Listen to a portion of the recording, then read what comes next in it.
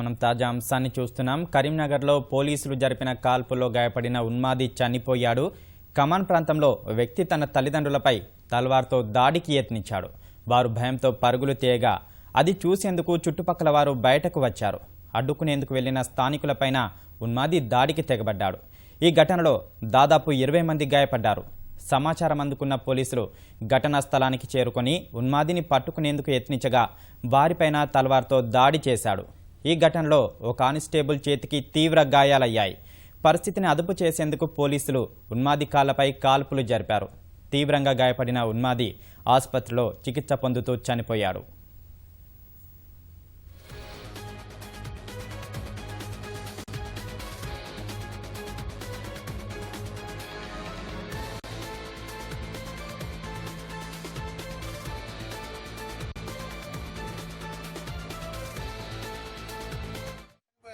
తిరుక్కుంటూ వచ్చి ఈ కారు మొత్తం అద్దాలన్నీ ఎక్కడ మొత్తం పొల్లు వలగొట్టిండు.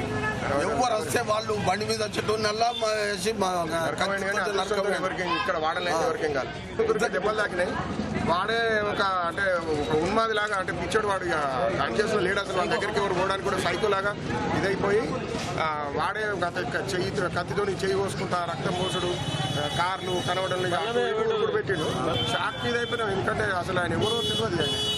ఇంట్లోకి రాబోతున్నాం, ఇంట్లో గేట్ పెట్టినాం, డైరెక్ట్ అటు వచ్చేసి డైరెక్ట్ స్వామి మేరకు చోటా సూరి దేదో అంటే స్వామి అయ్యప్ప 1 మినిట్ టైర్ అని లోపల దాకా పోయి చూరి తెద్దామని లోపల గేట్ వేసుకున్నాం. స్వామి ఆయన ఇటీవలే సివిల్ సర్వీస్ ఎగ్జామ్స్ రాసి దాంట్లో సక్సెస్ కాలేదు. అప్పటి నుంచి డిప్రెషన్లోకి వెళ్ళినట్టు వాళ్ళ మదర్ ఫాదర్ చెప్తున్నారు. కానీ నిన్న నుంచి చాలా ఇబ్బంది పెడుతున్నాడు. మార్నింగ్ లేచి వితౌట్ ఎనీ రీజన్ మదర్ ఫాదర్ని కట్టుకొని నరికేసారి వాళ్ళు పారిపోయి కిందకి వచ్చారు. మళ్ళీ మీదకి వచ్చేసి కూర్చొని తల్వార్తో నరికే క్రమంలో 1 టౌన్ సిఐ ఫైర్ చేయడంతో అతను పడిపోయాడు.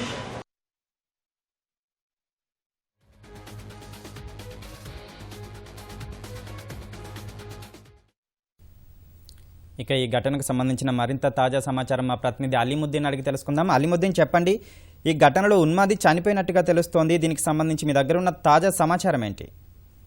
సందీప్, ఈ సంఘటన కరీంనగర్ లో సంచలనం రేకెత్తింది. ఉదయం తెల్లవారుజామున 6 గంటల నుంచి లక్ష్మీనగర్ కమాన్ ప్రాంతంలో భీత వాతావరణం నెలకొంది.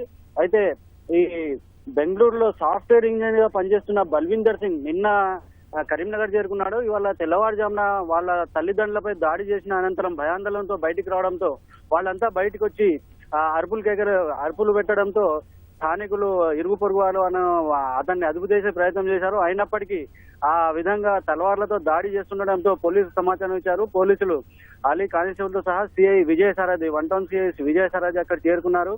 అయితే అతన్ని అదుపు చేసే ప్రయత్నంలో అతను దాడికి పాల్పడడంతో సిఐ కార్లపై కాల్పులు జరిపాడు. అతని పరిస్థితి విషమంగా ఉండడంతో ప్రధానంగా గవర్నమెంట్ ఆసుపత్రి తరలించారు. అక్కడ పరిస్థితి మరింత విషమించడంతో అపోలో ఆసుపత్రి తరలించగా అక్కడ చనిపోయినట్టు చెప్తున్నారు.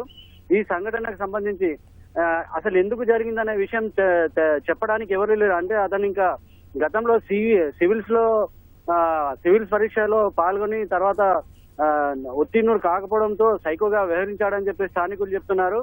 అయితే కేవలం ఇంట్లో తల్లిదండ్రులు మాత్రమే ఉంటారు. దీంతో అసలు ఏం జరిగిందనే సంఘటన తెలియకుండా పోయింది. ఆ తల్లిదండ్రుల పరిస్థితి కూడా విషమంగా ఉండడంతో ఆసుపత్రిలో ఆక్సిజన్ ఎక్కిస్తున్నారు.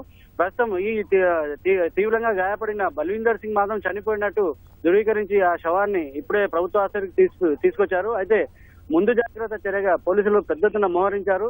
ఏదైనా ఎలాంటి అవాంఛనీయ సంఘటన చేసుకుండా జాగ్రత్తలు తీసుకుంటున్నారు. సందీప్, ధన్యవాదాలు అలీముద్దీన్.